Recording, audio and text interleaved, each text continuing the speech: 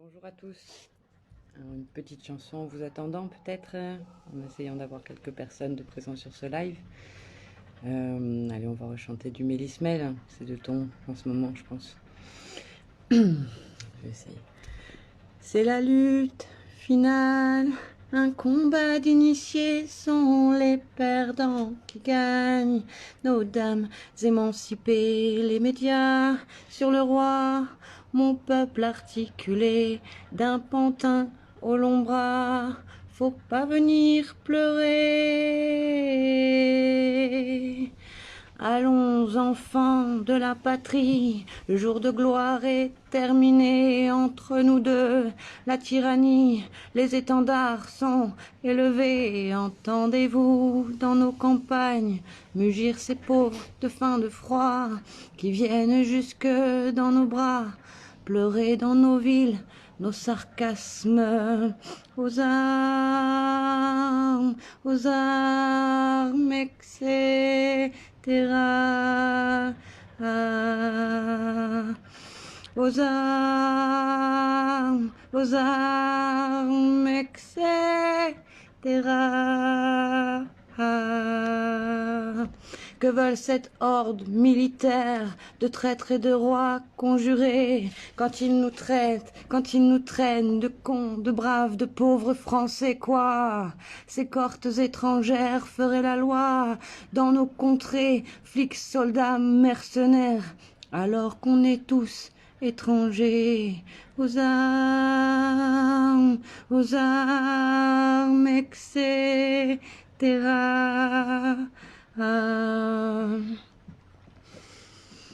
Eh, eh, eh, eh, eh, eh, eh, eh, eh, eh, eh.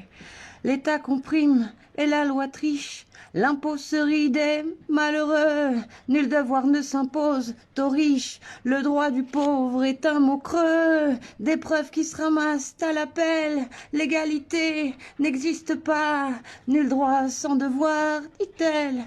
Égaux à la naissance, parfois liberté, liberté chérie, ce qu'on la tue, non, que l'odeur, amour sacré de la patrie et la fraternité se meurt.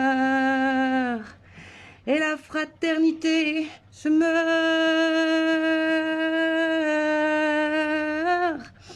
Et après, je vais rester là parce qu'elle part trop dans les tours et moi, j'arrive pas à aller jusque-là.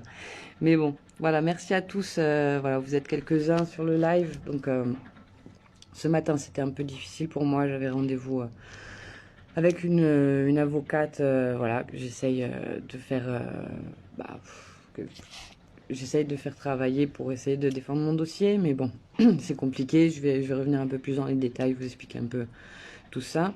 Donc, bonjour Linda, bonjour Martin. Bah, comment ça va? C'est compliqué, hein. C'est quand on est face à tout ça et qu'on a vraiment l'impression d'être dans un pur déni de justice et qu'on a ses enfants en plein milieu de tout ça, pris en otage. Voilà, les journées sont dures et longues. Et puis on se perd vraiment beaucoup dans... C'est tellement déjà difficile d'essayer de se défendre.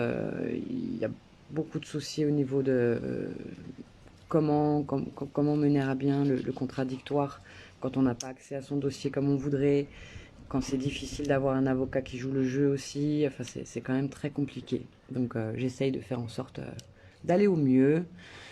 Parce que bon, je sais bien que la situation à débloquer, ça va être compliqué, mais en tout cas, faire en sorte de faire partie des derniers parents qui subissent ça et qui n'ont pas la possibilité de faire entendre leurs droits et ceux de leurs enfants, bah moi, ça va être un leitmotiv qui va me permettre au moins de supporter ça avec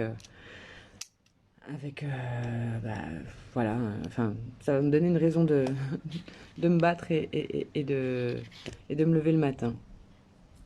Alors, on a Martin Bocco. Bonsoir à tous, je suis là pour vous parler d'un maître marabout. Alors bon, c'est gentil là, Martin Bocco, mais je vais effacer ça parce qu'à un moment donné, voilà, les marabouts, les machins, les trucs, ça j'en veux pas. Donc je supprime rarement le commentaire, mais là je te supprime. Voilà. Bonjour Aurore. Et bonjour Linda. N'hésitez pas, donc si vous-même vous êtes un parent qui se pose des questions, est déjà dans une procédure, pas dans une procédure, si vous voulez un retour d'expérience et de terrain.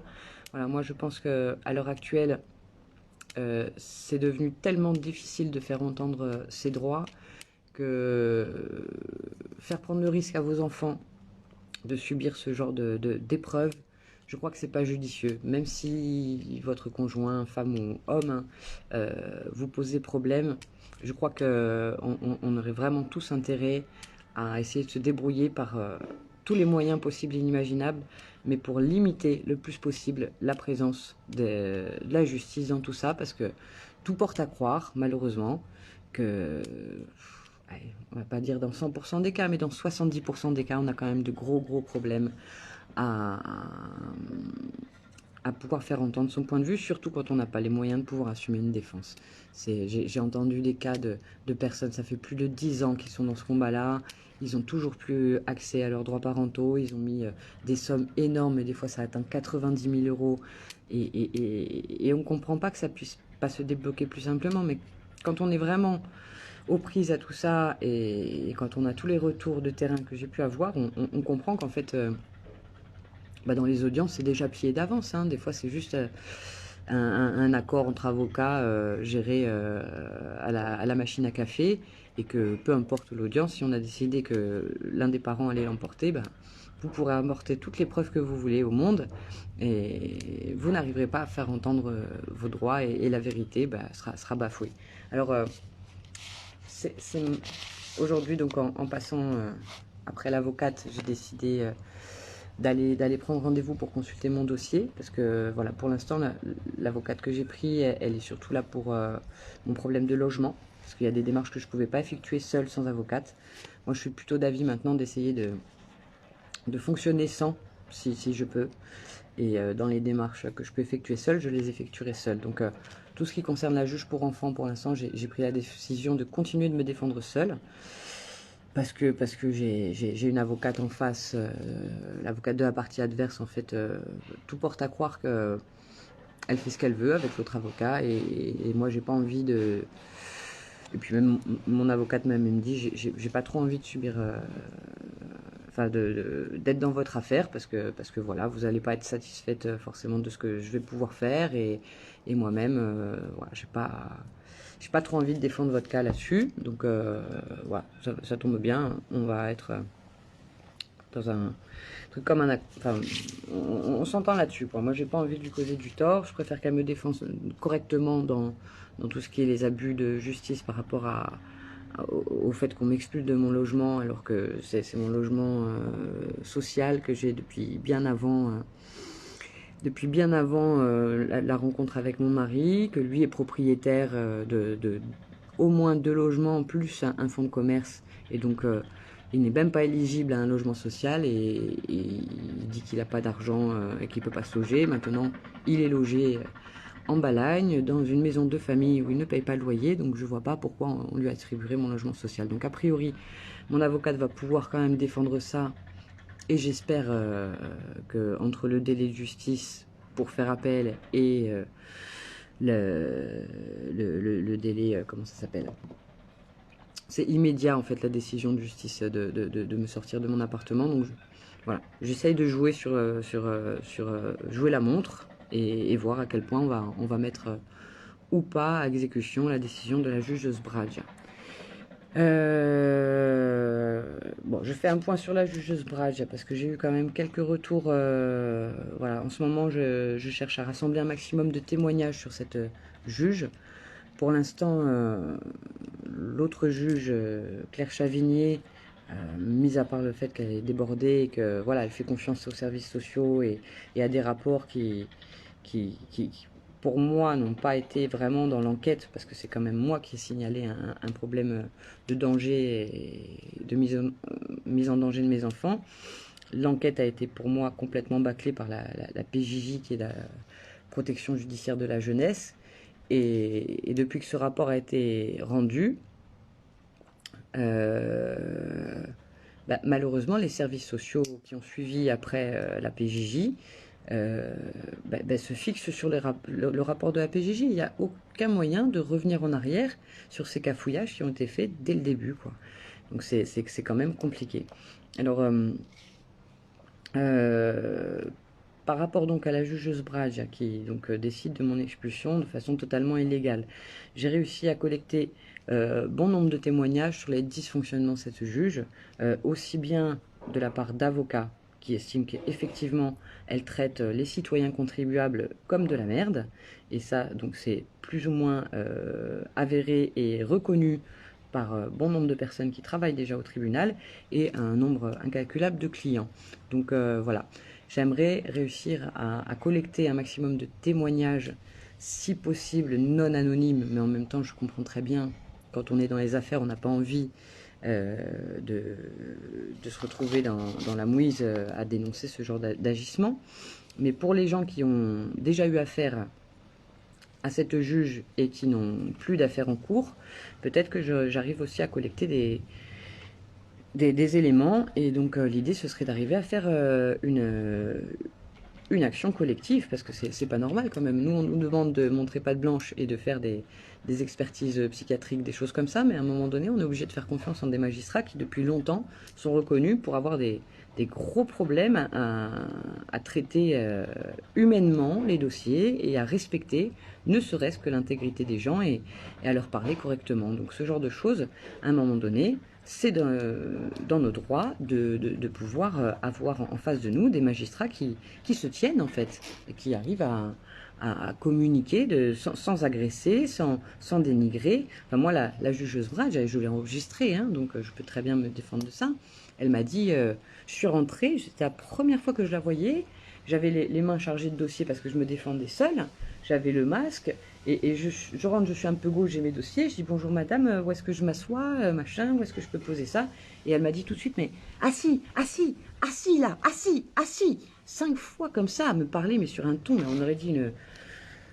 Je sais pas, enfin, je veux pas l'insulter ni rien, mais c'est une façon de traiter les gens qui sont complètement... Enfin, pour moi qui suis depuis des années dans la communication non violente et dans le respect et l'intégrité de chacun, je trouve ça scandaleux. Et c'est des façons de traiter les gens, alors qu'en plus ce sont sur nos impôts hein, que ces gens-là sont payés. Hein, donc à un moment donné, non, quand nos droits ne sont pas respectés, il ne faut pas hésiter à le dire et à le faire savoir.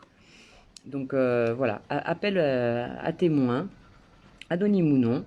Vous pouvez envoyer donc vos témoignages sur bouge-ta-citoyenneté@protonmail.com, BOUGETACITOYE2NETE @protonmail.com, PROTONMAIL.com. Donc voilà, n'hésitons pas, si on a la possibilité, si on est nombreux à témoigner de ça, à un moment donné, elle sera dans l'obligation de rendre des comptes, mais il faut pas laisser faire ça, quoi. C'est impossible, complètement. Alors aussi au niveau de... Alors attendez, parce que je crois que j'ai encore des petits messages, donc je vais lire ça. Susten Avoy, merci Duke. Bonjour Aurore. Soutien de Dijon, bonjour Jacqueline. C'est scandaleux, c'est son travail. Aurore. Donc Rafi, c'est quoi? Bonjour, bonsoir mes frères et sœurs, je suis là pour un témoignage de grand maître Fabergé. Moi je m'appelle, hein, je suis du Burkina Faso, mais... Oulala.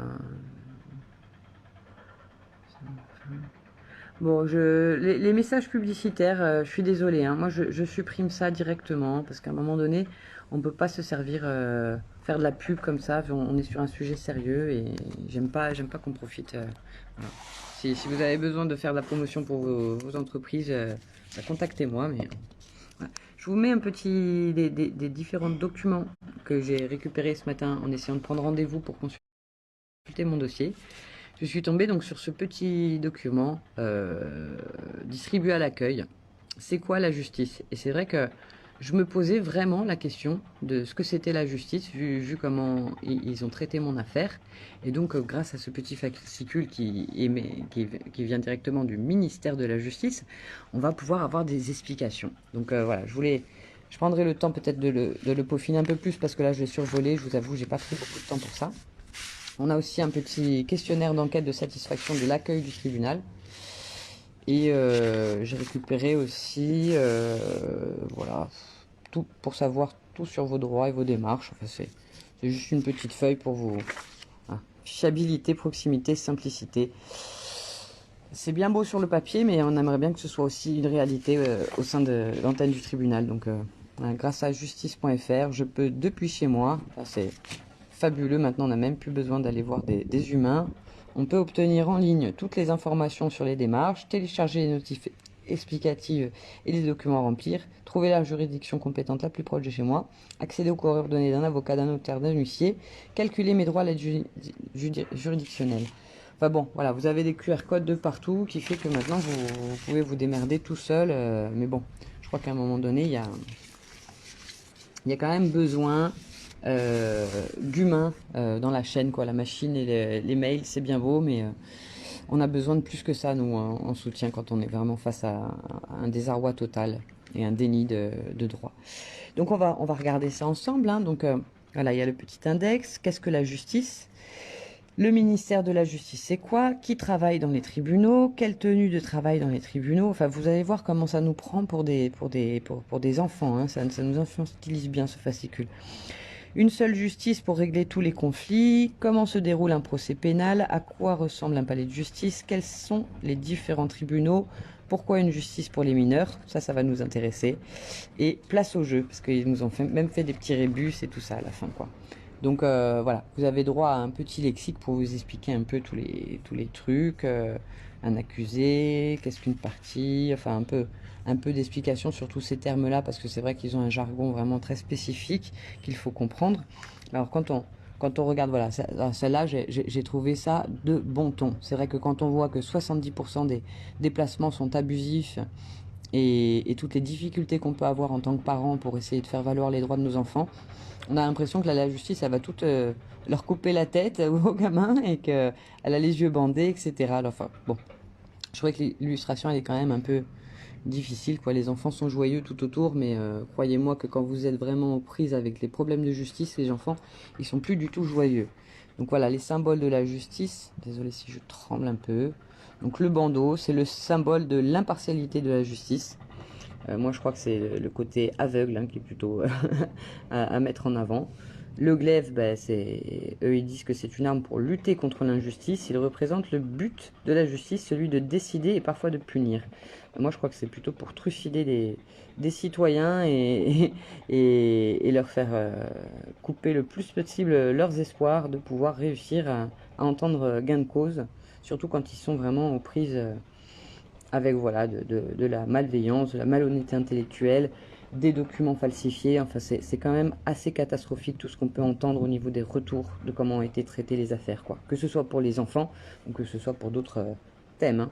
Et donc la balance, elle montre que le juge doit peser le pour et le contre avant de prendre une décision. Ben moi, personnellement, aucun des documents que j'ai fournis à la justice depuis le août 2020 n'a été pris en compte. Donc voilà, tout ce que j'ai fait remonter à la PJJ, la protection judiciaire de la jeunesse, aucun des éléments n'a voulu être pris en compte, tout simplement parce que le dossier médical, soi-disant, des dires de l'éducatrice de la PJJ, Marie Guevara, un dossier médical, non, ils ne sont pas médecins, donc ils ne regardent pas le dossier médical, même si on a la preuve accablante que le papa a des troubles psychiatriques lourds et qu'il a un diagnostic avéré là-dessus de plusieurs médecins différents, et ben voilà. Une éducatrice de la PJJ peut très bien vous dire, elle n'est pas médecin, elle n'a pas regardé là-dedans. Je lui ai donné des éléments de preuve au niveau de plainte portée en gendarmerie et au commissariat. Elle m'a dit, je ne suis pas flic, je ne peux pas aller là. Je lui ai demandé d'écouter au moins le témoignage de mes filles qui avaient vécu 7 ans avec nous. Elle m'a dit, ah non, moi je ne suis pas là pour ça non plus, vos filles elles sont pas neutres, ce sont vos filles. Donc elle n'a jamais étudié ni entendu mes enfants avant de faire ses rapports. Et les rapports, elle a estimé que je voulais couper le père des enfants, alors que voilà, il a eu des gros problèmes de violence et de crise de nerfs. Moi, je voulais juste être rassurée et demander qu'il y ait une expertise vraiment valable faite sur ses problèmes. Ça n'a jamais été le cas. Donc voilà, à quoi sert la justice, etc. On va peut-être passer, on refera peut-être voilà, le point sur ce document-là, mais c'est vrai que c'est quand même, un peu se moquer du monde quand on voit des gens qui sont heureux, joyeux, tout est bien dans le meilleur des mondes, quoi. Enfin, on nous explique vraiment que voilà, c'est génial, quoi. Tout le monde est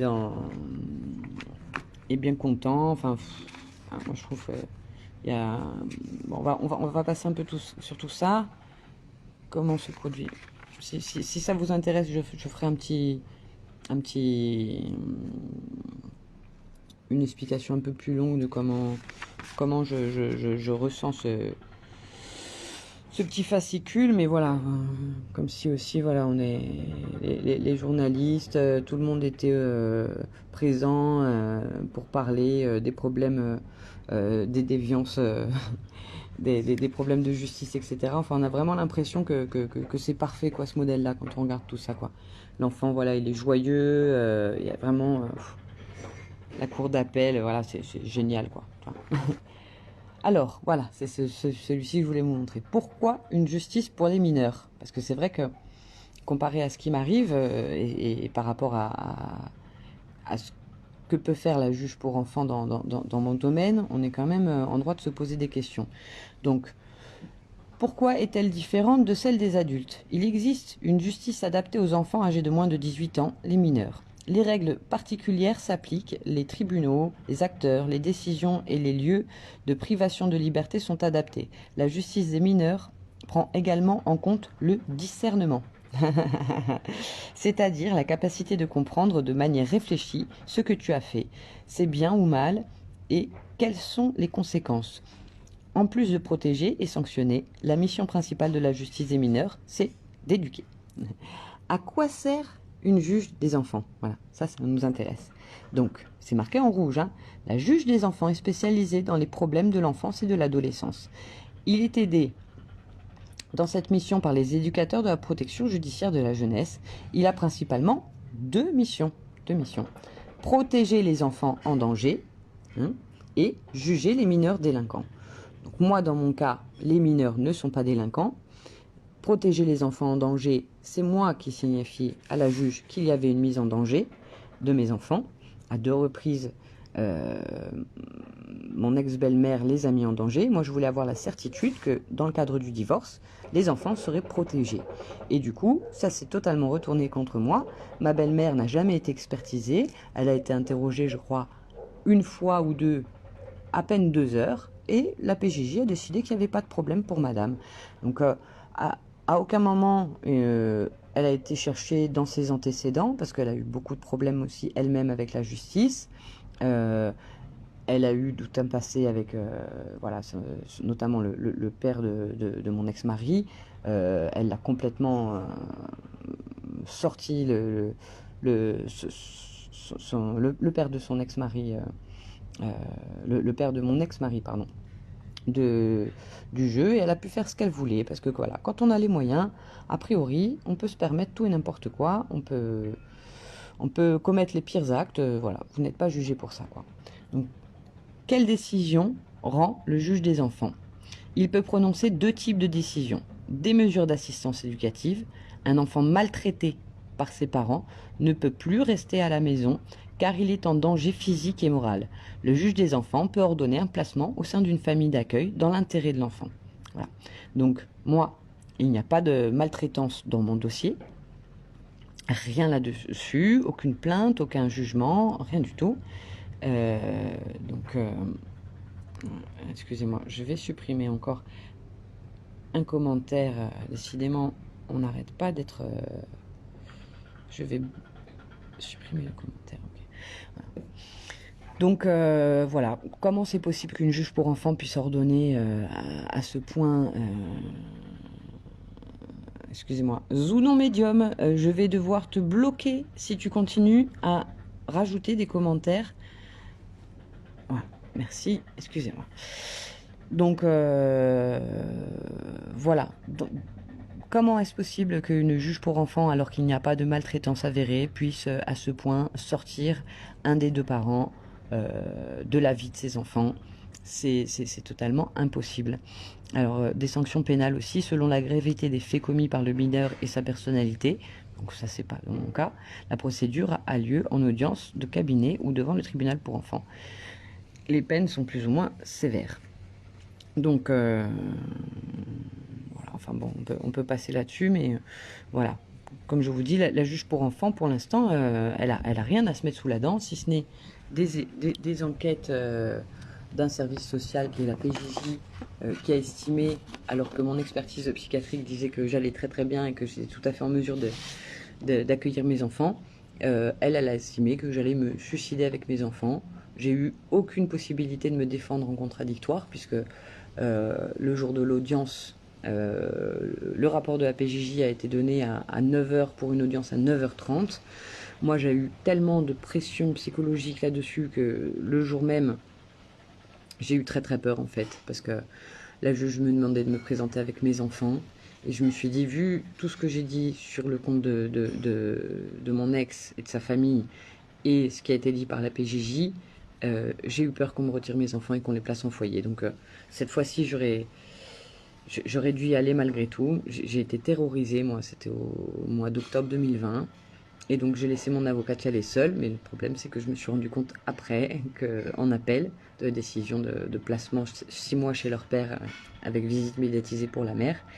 Je me suis rendu compte donc en appel de cette décision en 25 janvier que mon avocate marchait avec la partie adverse, puisqu'elle s'est...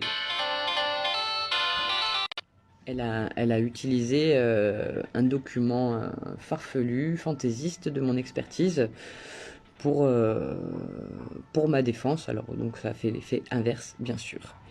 Tout va bien, bien sûr, c'est scandaleux ce fascicule. Ouais, je pense qu'on se fiche vraiment de nous et puis la façon dont voilà, quand tout le monde est... Ah oui, je vous ai pas montré aussi les places au jeu, tu vois, parce que c'est vrai que quand on est à ce point pris pour des cons dans la justice, on a vraiment envie de jouer avec elle. Donc vous avez des jolis petits rébus, des petits trucs comme ça. Enfin, c'est vraiment sympathique, quoi. Vous pouvez voilà, relier les points et puis refaire le visage de la justice. Le jeu des 7 différences, tu vois.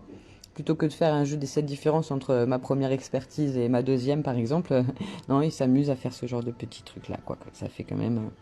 ça fait 1 an que j'ai une mesure d'AEMO. Bah, Karine, si tu veux en parler, n'hésite pas à venir.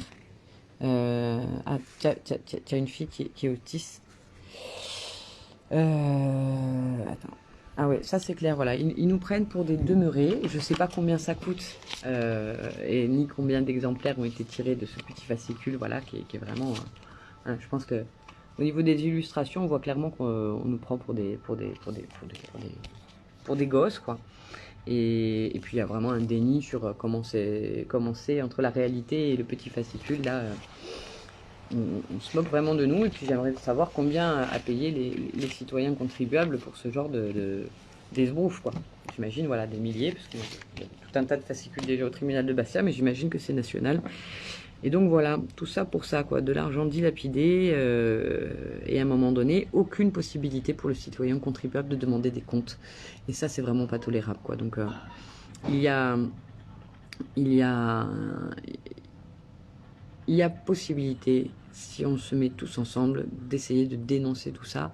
On est dans une période d'élection présidentielle, je pense que nous ferions vraiment bien d'essayer de créer un vrai rapport de force tous ensemble, parce que ce qu'on vit au niveau de la justice, en fait, c'est juste une conséquence, en fait, de tout un système qui dysfonctionne. Et après, ben voilà, vous avez des notables qui se tiennent entre eux, qui refusent de défendre les droits correctement, et c'est toute une machine, en fait. Et tant qu'on ne comprend pas qu'en fait, cette situation, elle est une conséquence d'un système qui est complètement arrivé à bout de souffle, on sera toujours les victimes de ce système-là, quoi. Donc, est-ce que j'ai essayé de me rapprocher d'associations? Ben, effectivement, hein, depuis 1 an que je vis tout ça, je me suis rapproché d'un tas d'associations. Donc, c'est extrêmement fatigant parce que... Excusez-moi, je vais couper le son. Plus simple. C'est extrêmement épuisant parce que bon, ça vous demande de rabâcher, répéter, sortir les documents. Vous voyez des fois qu'il y a des gens qui sont tout à fait là pour vous écouter, mais d'autres fois vous sentez bien hein, quand la personne s'en fiche complètement. J'ai été aussi bien donc dans les associations de défense des droits des femmes, Je me suis déjà exprimée sur le sujet, hein. Nous, ici, on a l'association Femmes Solidaires et l'association Donelli Goursica. Voilà, le pire, ça a été vraiment Donelli Goursica qui m'a fait une fin de non-recevoir, hein. J'ai réussi au bout de plusieurs semaines, voilà, j'ai eu un entretien en groupe de parole où je suis désolée, hein, peut-être je passe pour quelqu'un qui est jamais satisfaite, mais on m'a laissé parler avec 4 autres femmes pendant 2 heures. On avait un petit soin sophro offert à la fin, donc c'était super. On m'a offert une super bougie et un petit carnet, le carnet du changement. Et la bougie, c'est je crois en mon potentiel. Et donc voilà, on m'a offert en fait une séance auprès d'une nana aussi qui faisait du massage bien-être, magnétisme. Mais en fait c'est 1 heure offerte et puis si vous voulez un suivi plus, il faut payer quoi. Et pareil, le groupe de parole, c'était one shot quoi. C'est-à-dire, voilà. Ah, c'est bon, tu t'exprimais 2 heures, mais il n'y a pas de deuxième groupe de parole. C'est une seule fois et après, débrouille-toi quoi.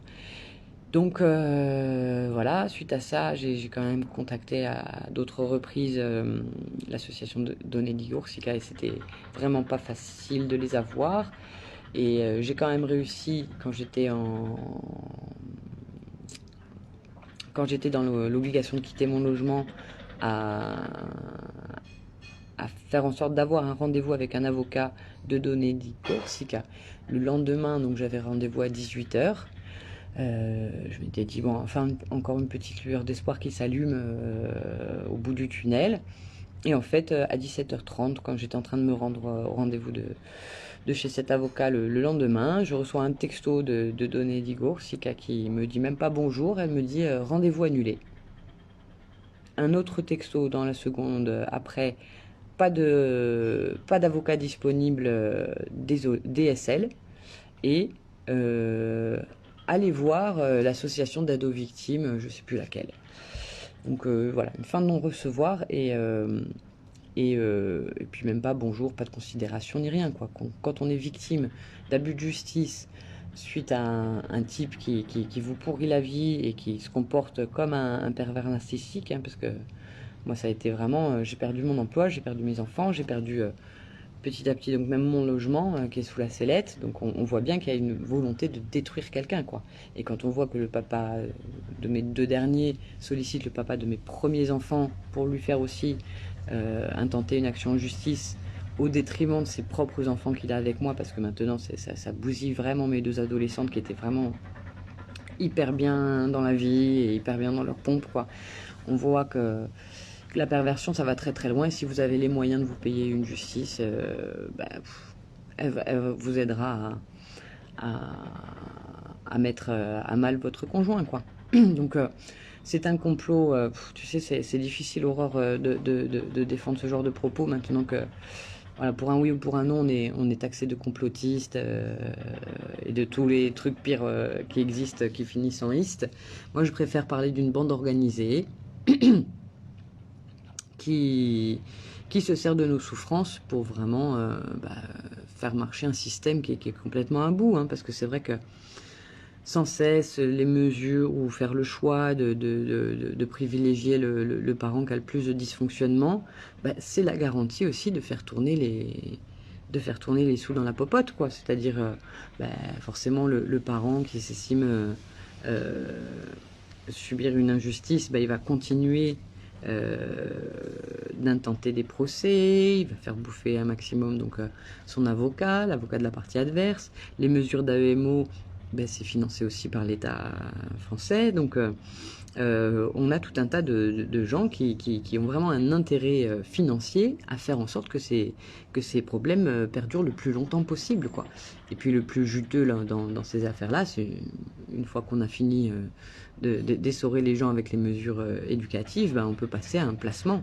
Et le placement, ça rapporte encore plus au Conseil général.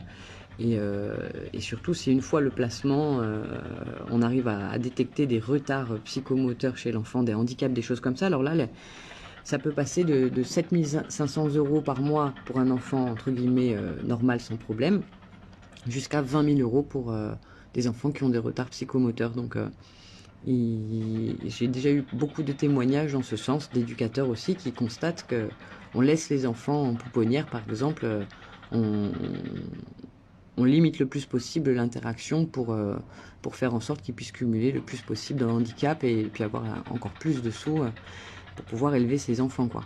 Parce que bon, c'est vrai que si on attribuait 7500 € par mois et par enfant à des parents qui sont en galère, je pense qu'il y aurait beaucoup moins de maltraitance. Mais bon, on préfère attribuer ça à des organismes étrangers à la famille pour régler ces problèmes-là. Donc, je vais reprendre un peu parce qu'on a là, donc, j'ai cette AEMO jusqu'à décembre 2022. Alors qu'on est clean. Moi, je sais aussi que mes filles, voilà, jusqu'à 2022, elles ont droit aux mesures. Dans le dernier des rapports, qui va tomber pour le 4 octobre, là, l'éducateur a demandé un maintien de la mesure d'AEMO. A priori, comme le père a changé de secteur et qu'il est maintenant en Balagne, je vais changer moi aussi d'éducateur. J'espère qu'on arrivera à mieux s'entendre avec les services mandatés de la région Balagne. J'espère. Donc voilà, les associations, a priori, tout porte à croire que voilà, si c'est des associations subventionnées, elles vont pas forcément faire leur boulot. Et bien souvent aussi, le problème, c'est qu'il y a des associations pour maman, des associations pour papa. Donc nous, le collectif qu'on est en train de lancer, c'est plus une association mixte, où voilà, il n'y a pas de... Il n'y a pas de mise en avant plus des femmes que des hommes. Tout le monde souffre, les parents, ils pleurent pareil quand ils n'ont pas accès à leurs enfants et quand ils sont déniés dans leurs droits parentaux. Voilà. Alors, Aurore, est-ce que hein, je te suis depuis peu, donc je ne connais pas ton parcours, désolé. Non, mais il n'y a pas de souci, demande. Florence, ça fait longtemps. Bonjour. Alors, Amandine, ça rapporte beaucoup à l'État, tout ça, ça c'est certain. Et elle vient une fois par mois, ou alors je dois aller faire des gâteaux dans leur locaux. Au niveau de visite, Amandine, dis-moi en plus. Mais si vous voulez monter, demandez à monter. Hein. Combien de temps par semaine êtes-vous autorisé à voir mes enfants? Eh ben non, en fait, le 25 janvier, quand je me suis aperçue qu'il y avait eu... il faut dire ça, les bons mots. Quand je me suis aperçue que mon expertise psychiatrique avait été remplacée de façon totalement hasardeuse par un document fantaisiste, et que mon avocate s'en était servie contre moi, du coup, j'ai commencé à dénoncer cela auprès de la juge pour enfants, Claire Chavigné. Je lui ai d'abord écrit un courrier en disant que voilà, c'était n'importe quoi, d'où sortait cette expertise, cette deuxième qui disait tout son contraire, et comment ça se fait que moi j'avais 2 expertises alors que c'était le même jour, même psy, même entretien, même personne expertisée, et que les conclusions disaient le contraire des premières conclusions. Et donc la juge ne m'a pas répondu. Je me suis donc présentée dans son bureau pour lui demander des comptes. Et elle m'a du coup signalé que ceci était un détail de mon affaire et que je devais travailler avec les services sociaux. Donc chose que j'ai fait, je suis retournée voir les services sociaux pour leur demander que peut-être que si j'avais des problèmes de communication avec eux, c'est peut-être parce qu'ils avaient eu vent que de la deuxième expertise et non de la première. Enfin, c'est toujours la même, hein. Je ne veux pas qu'on créer de confusion, c'est-à-dire que c'est 2 documents du même entretien, mais le bon qui dit que tout va bien chez madame, il est tamponné par le tribunal de justice en date du 5 octobre, et le deuxième n'était même pas tamponné, et aussi bien les magistrats que mon avocate s'en servaient contre moi. Donc je suis commencé à monter un peu au créneau, j'ai vu donc avec les services de l'EPE si je pouvais avoir au moins la possibilité de comparer les 2 expertises pour comprendre qu'il y avait vraiment de la malveillance au niveau de ce qui s'était passé avant que eux ne rentrent en compte dans l'affaire, parce que donc si vous voulez, l'EPE, elle a commencé à venir une fois que la PJJ avait déjà fait le carnage. Mais en fait, on peut pas retravailler avec l'EPE ou l'autre service d'AEMO à partir du moment où la PJJ a dit ça. Mais ça reste dans votre dossier et personne ne va reconnaître que la PJJ éventuellement a dysfonctionné. Donc je vais voir donc l'EPE qui m'organise les visites médiatisées en disant voilà, j'aimerais savoir quelle expertise vous avez eue. J'ai pas pu avoir de réponse tout de suite. Il m'a fallu 3 semaines avant de réussir à avoir un entretien avec la personne qui s'occupe de mon dossier. Et donc au bout de 3 semaines, on a fait le travail de comparatif entre les deux expertises.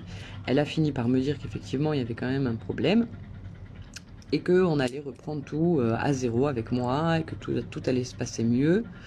Et donc le rendez-vous d'après en visite, devant mes enfants, alors que j'avais trouvé un masque adapté pour pouvoir faire en sorte que mes enfants voient mon visage entièrement, parce que c'est vrai que 2h30 par semaine, quand ils ont passé toute leur vie avec tout le début de leur vie avec leur maman, c'était quand même compliqué. Donc moi, je voulais qu'ils voient mon visage. Je voulais bien accepter de porter. Donc du coup, j'avais un masque transparent qui avait été validé par l'organisme de visite, le PE. Et donc alors que le rendez-vous précédent, elle me dit qu'on reprend tout à zéro et que tout va bien mieux se passer, elle me sort un papier officiel comme quoi non, mon masque n'est pas valable et que si je veux voir mes enfants aujourd'hui, il faudra que je mette un masque bleu. Et ça a fait pleurer mes enfants en fait, parce qu'elle me reprend systématiquement devant mes enfants. Il n'y a jamais d'entretien préalable pour expliquer les choses sans que les enfants soient perturbés par leur décision. Et donc là, je n'ai pas voulu lâcher l'affaire en fait. Et donc ça a entraîné que le PE a décidé de ne plus mener mes visites médiatisées. Elle a envoyé un rapport le jour même à la juge l'a validé le jour même, et donc depuis le 10 mars 2021, je n'ai plus pu voir mes enfants. Voilà, on est bientôt fin septembre, donc ça fait avril, mai, juin, juillet, août, septembre, 6 mois sans présence de leur maman dans leur vie. Avant ça, j'avais 2h30 par semaine, c'était vraiment pas énorme non plus. Hein. Depuis le 22 octobre, ils n'ont même pas pu avoir une chanson le soir pour s'endormir, une caresse ou un bisou.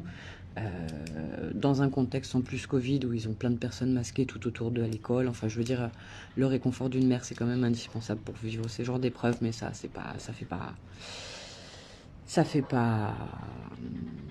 pas poil là-dedans, quoi. Donc voilà, depuis le 11 mars, je ne vois plus Maria Luigi et Anton. Il y a eu l'anniversaire de Maria Luigi à ses 5 ans au mois de juillet, j'ai pas pu y assister. Donc oui, effectivement, on n'est jamais tranquille. On a Ibro Diallo. Oui, maman, salut, ça va bien la journée, j'ai besoin de parler avec vous. Est-ce que c'est possible? Oui, si ça concerne un problème de garde, il n'y a pas de souci, je suis là pour ça. Amandine, AMO, éducatrice, elles viennent une fois par mois à la maison nous voir, ou alors il faut aller dans leur locaux faire des gâteaux. Ah, d'accord. Et ben, voilà, s'il y a un problème, s'il y a un problème en tout cas, et qu'on peut t'orienter, je sais pas dans quelle région tu vis, Amandine, mais voilà, éventuellement si je peux te mettre en lien avec des associations ou des personnes qui vont t'aider pour affronter ça le plus intelligemment possible, histoire de te sortir le plus vite possible de toutes ces mesures, il n'y a pas de souci. Donc voilà, Ibro Diallo, voilà, moi je peux te répondre, il n'y a pas de souci. Si ça concerne vraiment un problème lié aux enfants, à tes droits, il n'y a pas de souci, tu peux me contacter en MP, je te donnerai mon numéro de portable, tu peux m'appeler. Donc voilà, quel âge ont-ils? Anton va faire 4 ans là au mois de novembre, 4 novembre, et Maria Luigi a fait 5 ans le 19 juillet dernier. Donc voilà, si j'ai pas plus de questions vis-à-vis des entretiens de ce matin, donc je vais pas tarder à vous laisser. Donc en gros, hein, ce que j'ai décidé de faire, c'est de continuer de me défendre seule dans tout ce qui est les procédures au niveau de la juge pour enfants. Et par rapport à la juge Osbradj, à la juge aux affaires familiales, là je suis obligée de prendre un avocat, donc je vais essayer de faire en sorte voilà, de travailler correctement avec cette avocate. Et alors ce qui m'a surpris aussi dans mon entretien de ce matin, c'est qu'elle m'a sorti quand même, vous savez maintenant, Madame Roubiliard Emanoueli, vous êtes connue hein, du palais de justice. Hein, enfin, elle m'a pas voulu me donner de détails plus que ça, mais apparemment ils n'ont pas trop l'habitude, ces magistrats, d'être secoués comme ça, en fait. On courbe trop les chines et c'est vraiment notre tort en tant que citoyen. C'est par peur de représailles, on n'ose pas défendre ses droits, alors que la justice, elle est censée nous défendre dans nos droits quand même. C'est ça qui est un peu hallucinant dans tout ça. D'ailleurs, juste après mon entretien chez l'avocate, je suis montée au palais de justice histoire de prendre rendez-vous, parce que ça aussi, il faut bien savoir la juridiction de la juge pour enfants, c'est l'une des seules juridictions au niveau du palais de justice qui interdit aux parents de pouvoir consulter librement leur dossier, de pouvoir rapporter les rapports des services sociaux chez soi, etc. Donc vous avez le droit à une, voire peut-être deux possibilités de rendez-vous pour consulter vos dossiers. C'est des dossiers qui sont comme ça, donc si vous êtes seul, sans vraiment expérience là-dedans, je vous mets au défi de réussir à trier les informations. Vous ne pouvez pas faire de photocopie, vous ne pouvez pas enregistrer, prendre de photos. Vous pouvez quand même prendre des notes, mais voilà, vous n'avez aucune possibilité de vraiment mener un contradictoire et une défense correcte vis-à-vis de ça. Et ça, c'est vraiment incroyable. Je pense qu'il faudrait vraiment réussir à faire entendre que dans ce genre de dossier épineux, il faut qu'il y ait plus de transparence, il faut qu'il y ait plus de possibilités de se retourner quand on est attaqué comme ça. Enfin, moi, j'étais vraiment novice là-dedans et je me rends compte à quel point les dysfonctionnements sont légion, quoi, au sein de ces institutions, quoi. Et quand je pense que tout ça est payé avec nos impôts, je me dis, mais c'est pas possible. Qu'est-ce qu'on va pouvoir faire, nous, les citoyens, pour essayer de remettre un peu d'ordre là-dedans? Parce qu'il y a une telle gaspillage déjà d'argent public pour un tel dysfonctionnement, c'est quand même scandaleux de juste devoir subir et de ne pas pouvoir se retourner, quoi. Donc, ce serait bien de profiter des élections présidentielles pour réussir à faire quelque chose de probant, reparler du référendum d'initiative citoyenne, reparler de tous ces points-là qui fait que, voilà, arrêtons d'être des petits-enfants qui n'ont pas confiance en nous. Il faut se responsabiliser en tant que citoyen, devenir citoyen constituant, essayer de reprendre vraiment en main la façon dont est gérée la prise de décision, que ce soit voilà, dans cette crise du Covid ou que ce soit voilà, dans tous ces problèmes au niveau de l'aide sociale à l'enfance. C'est à nous de reprendre ça en main. Hein. Si on attend que ça vienne d'en haut, c'est pas possible. Donc voilà, je vous invite à vous renseigner. Vous avez différents mouvements qui est constitué depuis les Gilets jaunes. Déjà, il y a quand même eu beaucoup de travail de fait là-dessus. Vous avez le mouvement constituant populaire, le MCP. Vous pouvez vous inscrire et essayer de trouver vos groupes locaux. Il faut faire des assemblées citoyennes locales. Il faut leur mettre la pression. Parce que quand je vois à quel point un petit bout de femme qui est 3 fois rien réussit à faire trembler, à faire peur à des magistrats qui sont vraiment pris aussi eux-mêmes dans ce jeu, parce que voilà, il y a un tel corporatisme, il y a un tel déni de justice et puis de tels intérêts derrière que les gens ont peur en fait, que ce soit les magistrats, que ce soit voilà, quand on voit toute la pression qui est faite aussi au personnel soignants médicaux qui peuvent pas dénoncer les abus qu'il peut y avoir au niveau de la vaccination, tout ça, on voit bien qu'il y a des problèmes, que c'est pas rien, c'est pas des petits problèmes. Donc voilà, prenons confiance en nous, arrêtons d'être comme des petits enfants infantilisés par tout ce système-là. Voilà, il faut qu'on s'émancipe de papa l'État et de maman l'industrie et qu'on arrive à redonner du sens à nos vies parce qu'on ne se laisse plus faire quand on est bafoué dans nos droits. Donc voilà, je vous invite à continuer en tout cas de témoigner, de vous rassembler au niveau du suivi, donc de tout ce qu'on peut faire en tant que parent pour essayer de faire entendre ces droits. Moi, je pense que déjà, en amont, on peut réussir à faire en sorte qu'il y ait de moins en moins de victimes en faisant en sorte qu'il y ait des vrais mouvements citoyens qui prennent en charge ça, qu'on crée des tontons et des tatas bienveillants qui viennent discuter avec les parents sans jugement de valeur ni quoi que ce soit, mais pensez à vos enfants, quoi. N'allez pas vers ça parce que malheureusement, très peu d'éducateurs ont la possibilité de vous aider.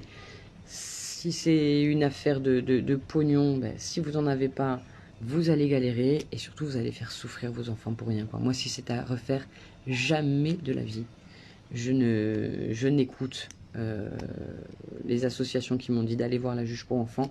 Jamais je ne mets mes enfants sur la sellette comme ça. Ça devrait être voilà, connu et surconnu. Si la justice s'en mêle, c'est vous jouez à la roulette russe avec vos gosses, quoi. Et ça peut durer des années et leur créer des troubles, mais qui seront difficiles à rattraper, quoi. Donc voilà, maintenant que je sais tout ça, si on peut essayer de faire quelque chose pour aider les parents à ne pas tomber dans ces pièges et à s'armer différemment, voilà.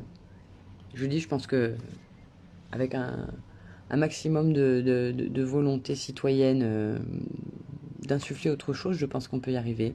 Donc il ne faut pas perdre espoir et surtout, voilà, ne plus jamais baisser les yeux, regarder ses chaussures quand on est pris comme ça à ce point pour des lapins de 3 semaines, pour rester poli.